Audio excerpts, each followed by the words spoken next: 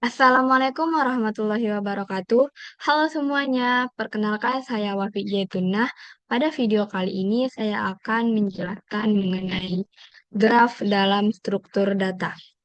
Nah, langsung saja pembahasan yang pertama yaitu pengertian dan konsep graf. Nah, graf merupakan struktur data yang digunakan untuk merepresentasikan hubungan antar objek. Graf ini terdiri dari vertex atau simpul dan edge atau sisi. Nah, vertex merupakan node atau titik yang mewakili objek tertentu, sedangkan edge adalah garis penghubung antar vertex yang menunjukkan relasi antar vertex tersebut. Nah, di sini ada gambar graf. Nah, titik A, B, dan C inilah yang disebut sebagai vertex. Dan garis penghubung dari A ke B, B ke C, atau C ke A, inilah yang disebut dengan edge atau relasinya. Nah, contoh dari vertex dan edge dalam kehidupan sehari-hari ini ialah jika kita menggunakan media sosial. Nah, pengguna-pengguna media sosial itu disebut sebagai vertex dan pertemanannya itu sebagai edge atau relasinya. Nah, jadi misalnya kita memfollow teman kita, nah saat kita memfollow teman kita itulah terjadi relasi atau hubungan yaitu kita sama-sama memfollow dan teman kita itulah yang disebut sebagai vertexnya seperti itu. Nah, kemudian ada jenis-jenis graf. Nah, jenis-jenis graf ini di sini ada 9 jenis.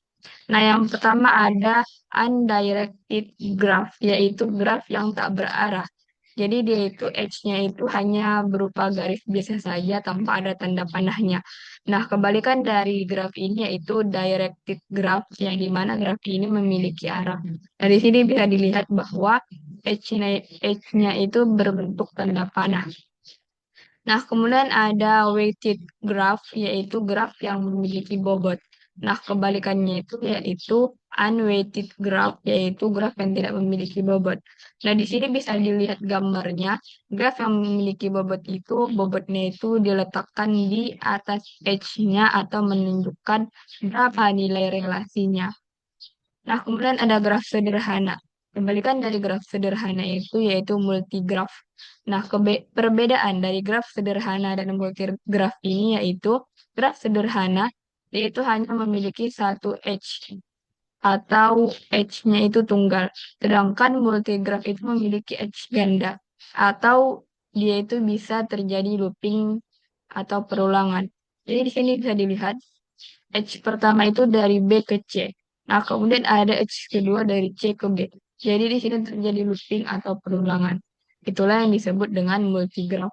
Kemudian ada graf lengkap. Nah, graf itu dikatakan lengkap jika setiap vertex-vertexnya itu memiliki edge. Jadi di sini dari A ke B dia memiliki edge atau relasi. Kemudian dari B ke A ada lagi edge-nya. Jadi itulah yang dinamakan graf lengkap. Setiap vertex itu memiliki edge. Kemudian ada graf bersiklus dan graf tak bersiklus.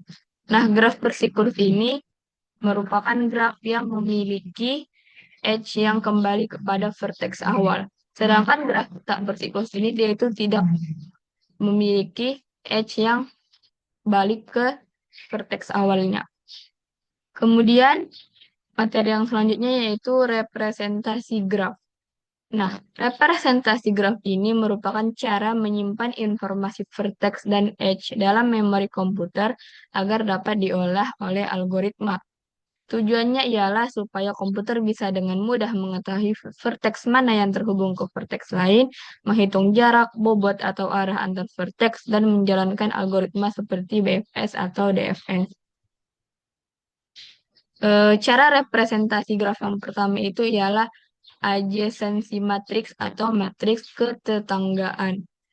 Nah, adjacency matriks ini merupakan representasi yang menggunakan tabel matriks untuk menunjukkan hubungan. Matriks yang digunakan yaitu matriks dua dimensi dengan ukuran n kali n, yang dimana n ini menunjukkan jumlah verteksnya. Nah, setiap elemen pada matriks nanti yang bernilai satu atau memiliki bobot itu menunjukkan bahwa adanya edge atau relasi. Sedangkan yang bernilai nol itu menandakan dia tidak memiliki edge atau tidak memiliki relasi. Nah, kelebihan dari representasi ini yaitu aksesnya cepat untuk memeriksa keberadaan edge, dan kekurangannya boros memori untuk graf besar dan sparse. Nah, di sini contohnya ada matriks berorder A, B, C, D, yaitu 4 kali 4. Nah, di sini bisa dilihat bahwa A ke A itu bobotnya 0. Berarti tidak ada H atau tidak ada relasi dari A ke A. Sedangkan dari B ke A dia itu memiliki bobot 120. Kemudian representasi yang kedua yaitu adjacency list atau daftar ketetanggaan. Nah, representasi ini menyimpan daftar vertex lain yang terhubung dengannya. Ini biasanya diimplementasikan dengan array of list atau dictionary. Nah, kelebihannya itu dia hemat memori untuk graf jarang terhubung atau graf sparse, dan kekurangannya akses edge antar dua vertex sedikit lebih lambat dibanding matriks. Nah, di sini contohnya ada list yang memiliki nama listnya itu graf.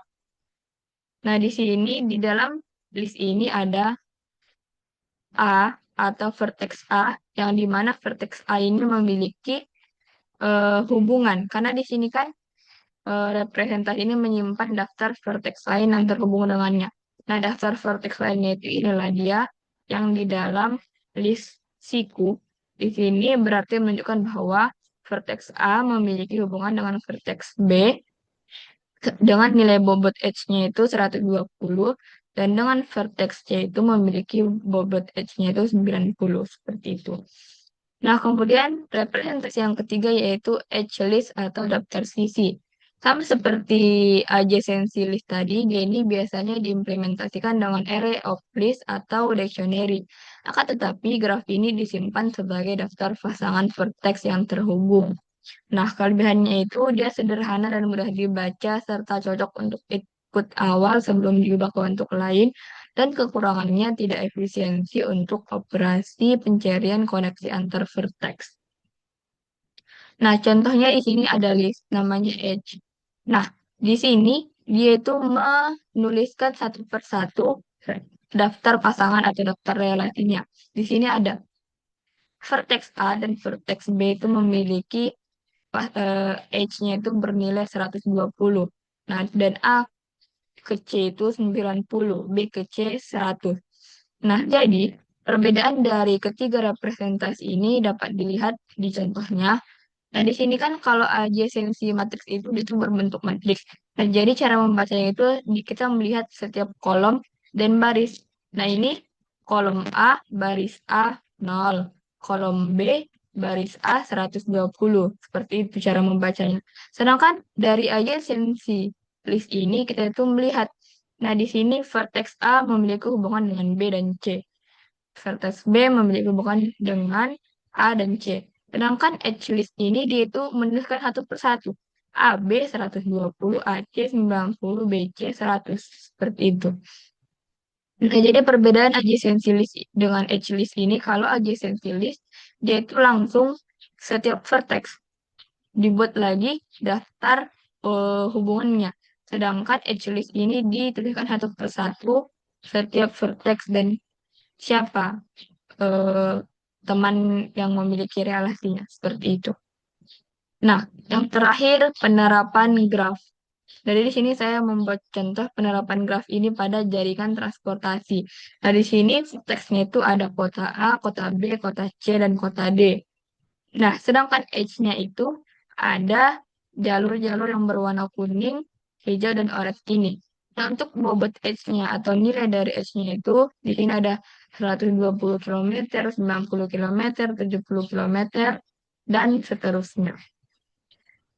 Nah, di sini ada titik A, B, C, ini tuh menunjukkan graf sederhana.